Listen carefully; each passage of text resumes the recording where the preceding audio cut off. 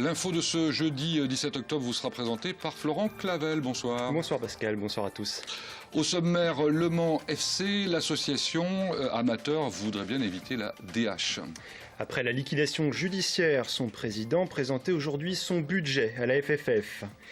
Le Conseil général élabore son budget avec un objectif majeur, la rénovation de 20 collèges d'ici 2030. Collège toujours, des ados rencontrent la police pour une découverte de ses missions. Mon invité, c'est le docteur Bruno Bourg. Avec lui, nous parlerons dépistage du sida et des hépatites avec les Restos du Cœur. Alors comme je vous le disais, on commence par Le Mans FC. Après la liquidation judiciaire, l'association amateur veut sauver les meubles. Son président Robert Brunet a été reçu par la Fédération française de football aujourd'hui pour présenter les grandes lignes du futur budget. Un budget évalué à moins de 1 million d'euros. Objectif, éviter à tout prix la DH, soit la 6e division. Après son entretien avec les responsables de la Fédération française de football, Robert Brunet se disait plutôt confiant tout à l'heure.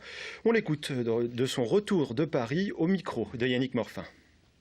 Moi, très objectivement, là, je crois pouvoir m'engager, mais c'est moi qui m'engage, et moi seul, en la circonstance. CFA, je crois qu'il ne faut pas y compter. Par contre, la présence en championnat national, pourquoi pas, donc en CFA 2, moi, je l'espère fortement pour tout le monde, pour l'intérêt de tous les footballeurs. Alors il s'agissait bien sûr de Gérard Loison, président de la Ligue du Maine, que l'on a écouté à l'instant. Il expliquait qu'il fallait faire une croix sur la CFA. On va écouter Robert Brunet, président de l'association du Mans FC. On a défendu la CFA, on a remis un dossier pour la CFA. Maintenant, moi je laisse le soin. Je pense qu'on a fait ce qu'on devait faire. La Ligue nous a aidés dans ce processus et puis on a expliqué effectivement pour nous tous les intérêts d'avoir des équipes de niveau national pour qu'ils soient par rapport à nos jeunes, ça donne une perspective et donc ça serait dommage de s'en priver. Après il s'agit pour nous justement en fonction du budget de s'adapter et puis de construire avec l'argent qu'on a. Voilà, et c'est bien sûr qu'on espérait toujours avoir plus, mais je pense qu'on aura plus dans l'avenir certainement quand ça sera reparti. Je pense qu'il y a des entreprises qui seront prêtes à nous aider quand ça va. Mais il fallait repartir. C'est pour ça là aussi que le rôle de la ville du Mans était important et qu'ils nous ont aidés de ce côté. Réponse de la FFF dans le courant de la semaine prochaine. Dany Leprince sera prochainement libéré de son bracelet électronique. Une mesure qui sera effective à partir de samedi. Son épouse Béatrice se dit impatiente de retrouver une vie normale. Dany Leprince avait été condamné à perpétuité pour le meurtre de son frère, de sa belle-sœur et de ses 2 nièces. Un crime commis en septembre 1994 à Torigné-sur-Dué. Après avoir purgé une partie de sa peine, Dany Leprince avait été libéré il y a 1 an, une libération conditionnelle. Soulagé de son bracelet, il devra quand même se soumettre à un contrôle judiciaire strict pendant encore 7 ans. Interdiction par exemple de se rendre en Sarthe ou de s'exprimer publiquement sur l'affaire. Le Conseil général tenait aujourd'hui son DOB, son débat d'orientation budgétaire pour 2014. Un chantier majeur se dégage, celui des collèges. 20, c'est le nombre d'établissements à rénover. C'est aussi en millions d'euros l'enveloppe que consacrera chaque année le département à ce projet. Un projet qui doit s'étendre sur 15 ans. Michael Texier. Qui est d'accord pour l'adopter? 2 abstentions, 1 vote contre. Le plan collège performant a été adopté aujourd'hui par l'Assemblée départementale. Une quasi-unanimité pour une matinée de débat. Au total, le plan d'investissement sur 15 ans s'élève à 330 millions d'euros. 22 millions chaque année, soit 50% de crédit en plus qu'habituellement consacré aux établissements scolaires. L'effort budgétaire est donc important. On est en capacité aujourd'hui, malgré les difficultés, malgré les crédits qui baissent, eh bien, de l'assumer grâce à une bonne gestion, une gestion rigoureuse, grâce à une situation saine de notre collectivité et aussi par rapport à l'emprunt, on peut retrouver quelques marges de manœuvre sur l'emprunt. Au total, ce sont 20 des 58 collèges sarthois qui seront rénovés en 3 tranches de 5 années. L'engagement est fort, mais pourra subir des ajustements en fonction des effectifs des collèges. On verra comment les choses évoluent dans le temps et si il y a des secteurs où manifestement il y a une baisse qui est suffisamment forte ou drastique par rapport à ce qu'on a aujourd'hui. Il faudra se poser des questions. Déjà, au travers de l'aménagement et de la refonte de la carte scolaire pour les secteurs concernés, voir éventuellement s'il y a des rapprochements à effectuer entre établissements. Mais on n'est pas aujourd'hui dans cette démarche-là. La liste des premiers établissements sera arrêtée pour le vote du budget primitif 2014 en décembre prochain. Il est l'heure maintenant de recevoir notre invité. Docteur Bruno Bourg, bonsoir. Vous êtes gastro-entérologue au centre hospitalier du Mans. Vous allez également travailler avec les Restos du Cœur. On va expliquer dans quelques minutes pourquoi. Aujourd'hui, c'était la journée nationale du refus de la misère. Une question d'abord en tant que citoyen et médecin. Vous côtoyez des patients. Sont-ils de plus en plus pauvres? Qu'est-ce que vous constatez au jour le jour? Effectivement, la pauvreté gagne dans notre pays de façon générale et on voit effectivement à l'hôpital les conditions de vie dans lesquelles se présentent les patients qui nous sont adressés sont effectivement de moins en moins faciles. Ça se traduit par des maladies liées au stress? Ça expose effectivement les patients les moins riches et donc les plus précaires à plus de pathologies, notamment des pathologies sur lesquelles nous avons plus particulièrement travaillé, qui sont les hépatites virales et le sida. Alors justement, vous allez mettre en place, courant janvier, une campagne de dépistage du sida et des hépatites en Sarthe avec les Restos du Cœur. Pourquoi dépister aux Restos du Cœur plutôt qu'à l'hôpital ?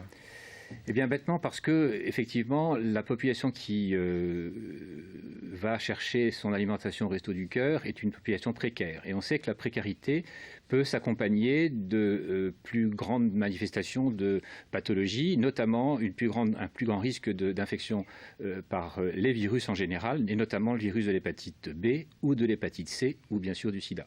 Alors pourquoi cette population a du mal à venir Alors, à la fois par la population qui va chercher son alimentation au Resto du Cœur, qui, pour plus de la moitié, représente une population immigrée. D'accord. Donc, des difficultés à franchir. Une plus grande importance de l'infection virale, des virus, des hépatites, dans cette population-là, parce que les conditions sanitaires des pays dans lesquels ils ont vécu auparavant sont moins avancées qu'en France. Alors, ce dépistage avait déjà eu lieu l'année dernière. Quel avait été le bilan ? Alors le bilan est malheureusement positif, si on peut dire, puisque sur les 2500 personnes qui vont solliciter les Restos du Cœur à l'année, nous avons pu prélever, après bien sûr leur accord et de façon anonyme, les 140 personnes environ, et la fréquence avec laquelle on a pu rencontrer le virus de l'hépatite C, qui est un virus qui peut potentiellement entraîner une maladie sévère du foie, qui peut être une cirrhose, et par ce biais-là éventuellement un cancer. Donc on a pu détecter chez 4 personnes une infection par le virus de l'hépatite C, et ces 4 personnes ont pu ensuite être prises en charge par le système de santé. Alors 140 personnes qui acceptent d'être dépistées sur 2500, c'est relativement peu, non ?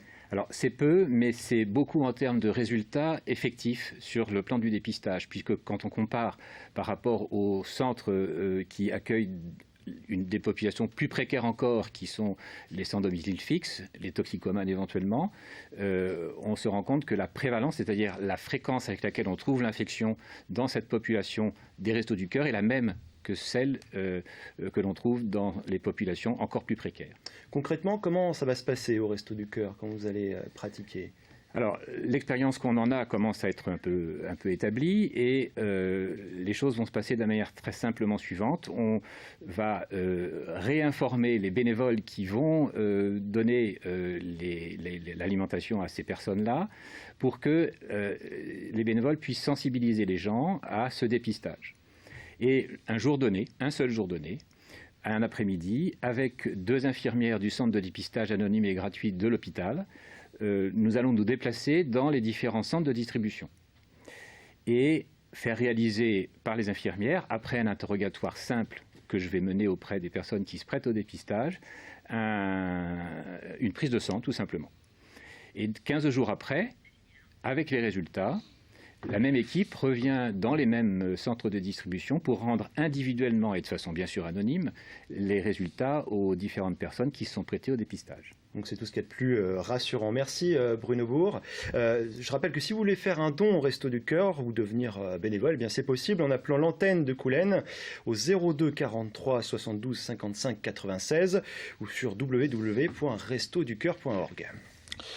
Opération de communication de la police mancelle auprès des collégiens dans le cadre des rencontres de la sécurité. 5 établissements du Mans et ses alentours ont répondu à l'appel. Au programme, ateliers de sensibilisation aux drogues ou à la sécurité routière, mais aussi découverte de la fameuse police scientifique. Émilien David. Un fusil à pompe qu'on va trouver ici. La police du Mans dévoilait ses coulisses. Ces collégiens ont découvert aujourd'hui l'aspect du travail des forces de l'ordre qu'ils n'ont vu que dans des films. Armurerie, méthode de la police scientifique ou matériel pour consommer des drogues, la visite était ludique. Oui, c'est plutôt impressionnant, un peu même choquant même de voir tout ce qu'il y a, tout ce que des personnes mal placées peuvent utiliser. C'était intéressant, on a appris plein de choses sur les armes, sur les radars. Cette visite était également l'occasion de faire de la prévention sur les comportements à risque. Un véritable cours d'éducation civique. Ça répond tout à fait à ce qui est demandé dans les programmes d'éducation nationale au niveau d'un enseignement. Et c'est forcément fait par des gens qui maîtrisent bien le sujet, puisque c'est des professionnels, et donc un impact beaucoup plus grand pour nos jeunes. Pour la police, il s'agit d'une action de communication à destination des jeunes pour changer leur regard sur les forces de l'ordre. En tout cas, c'est de montrer qu'on peut prendre un temps de parole et de discussion avec cette jeunesse pour leur expliquer nos missions, les informer, les renseigner et les conseiller. Dans la même démarche, la police du Mans sera demain à l'école de l'Épau, au Sablon. Cette fois, les enfants devront mener une enquête déguisée en policiers. Et on termine par un mot de sport. Après un début tonitruant, on peut le dire, en Pro A, le MSB poursuit sa belle série en Eurocup. Et oui, victoire 76-78 hier soir face aux Croates du Cibona Zagreb. Mais le MSB s'est fait peur. 18 points d'avance à 10 minutes de la fin du match. Seulement 2 à 30 secondes du terme. Les hommes de J.D. Jackson auraient même pu être dépassés au buzzer avec un panier à 3 points manqué de peu par les Croates. Et c'est ainsi que se termine l'info pour ce jeudi. On se retrouve dans un instant pour l'actu vue par...